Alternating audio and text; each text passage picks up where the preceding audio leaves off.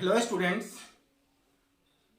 आज का जो वीडियो है वो क्लास 9 स्टूडेंट के लिए है और हम लोग जिस चैप्टर को डिस्कस कर रहे हैं वो चैप्टर है सर्कल।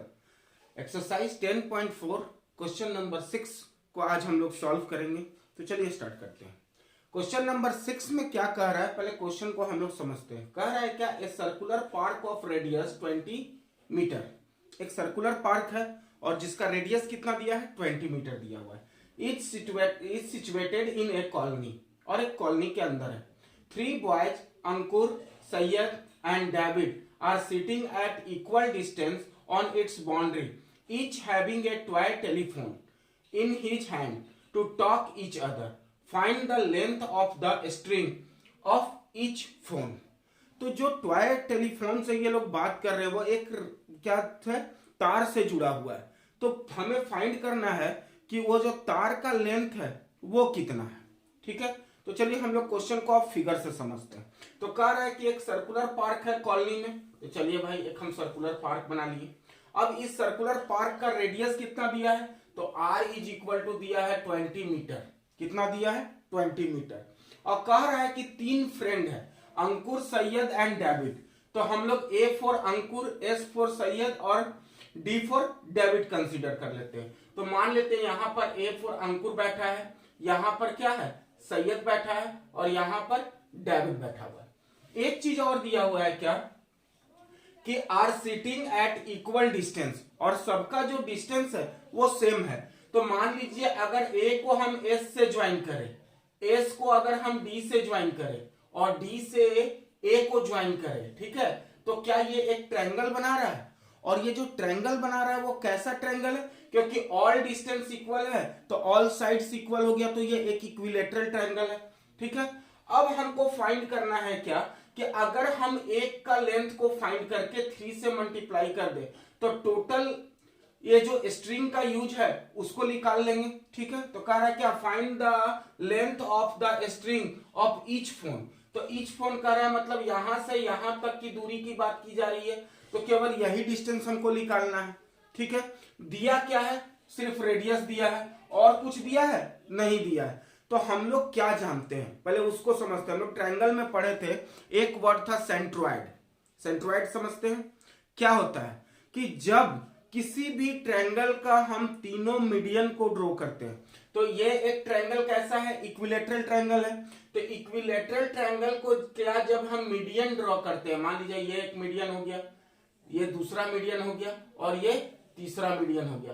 एक वर्टेक्स से जब अपोजिट साइड पर एक ऐसा लाइन ड्रॉ किया जाए जो लाइन इसको इक्वल भाग में डिवाइड कर दे, जिस साइड पर वो लाई करे उस साइड को इक्वल भाग में डिवाइड कर दिया जाए, तो इस लाइन को, इस जो लाइन बना कौन, इसको मान लेते हैं क्या, एस डी माने, इसको सी मान लेते हैं। तो जिस सी पॉइंट पर आया तो ये एस डी लाइन को एस सी और सी डी के इक्वल इक्वल पार्ट्स में डिवाइड कर दे, उसको हम लोग मीडियन कहते हैं। और एक ट्रायंगल का सारा मीडियन जब एक ही पॉइंट से जब पास करता है तो उसको हम लोग कहते हैं सेंट्रॉइड। और इस केस में क्योंकि ये इक्विलेटरल ट्रायंगल है और एक सर्कल के अंदर है, तो इसका जो सेंट्रॉइड होगा वही इसका क्या हो जाएगा, इस सर्कल का सेंटर। क्या हो जाएगा, सेंटर। अब हम लोग एक चीज और जानते हैं कि अगर O पॉइंट मेरा सेंट्रॉइड है तो ये वाला भाग और ये वाला भाग मतलब AO upon OC is equal to 2:1 के रेशियो में डिवाइड होता है। 2:1 के रेशियो में डिवाइड होता है।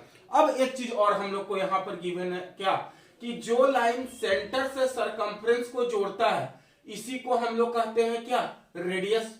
तो यहां पर देखिए AO, SO एंड DO ये सब मिलकर रेडियस बना रहा है कि नहीं। तो AO का वैल्यू क्या है, 20। AO रेडियस होने के कारण AO का वैल्यू क्या है, 20। तो 20 upon OC is equal to 2/1। ठीक है, अब इसको जब सॉल्व करेंगे तो ये 2 इसको 10 बार में कट कर देगा, तो OC का वैल्यू क्या आ जाएगा, 10। और ये किस में दिया है, मीटर में, तो ये हो जाएगा 10 मीटर। अब OC का वैल्यू हमको कितना मिल गया, 10 मीटर। ठीक है, और SO का वैल्यू क्या है, एसओ का वैल्यू है, क्योंकि रेडियस है तो ये है 20 मीटर।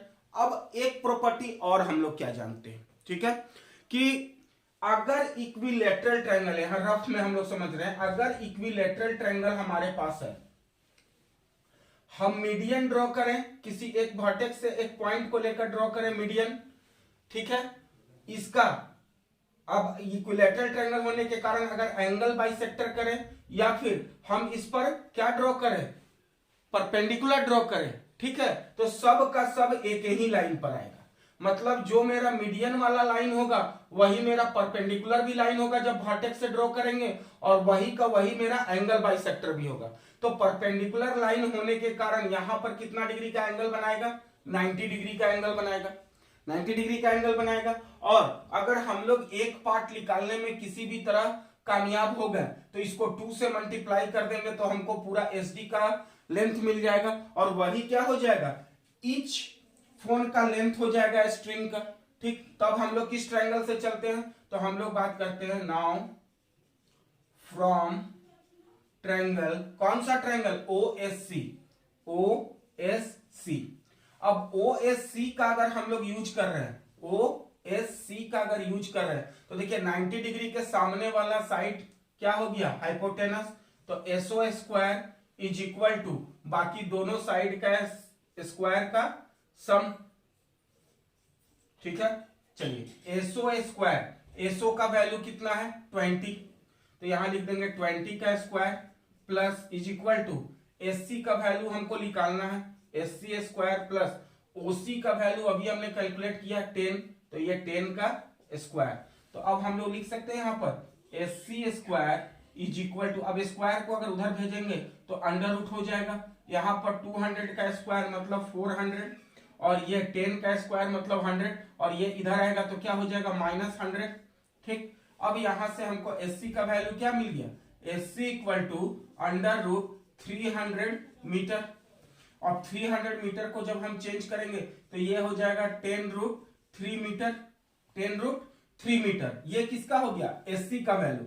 अगर हमको एसडी का वैल्यू निकालना है तो SD equal to 2 into SC, 2 into SC, क्यों, क्योंकि एसी जो है वो मीडियन है, और मीडियन क्या करता है, उस साइड को 2 इक्वल भाग में डिवाइड कर देता है। तो ये हो गया 2 इंटू 10√3 मीटर, तो ये हो जाएगा कितना, 20√3 मीटर, ये हो जाएगा स्ट्रिंग का लेंथ, ठीक है।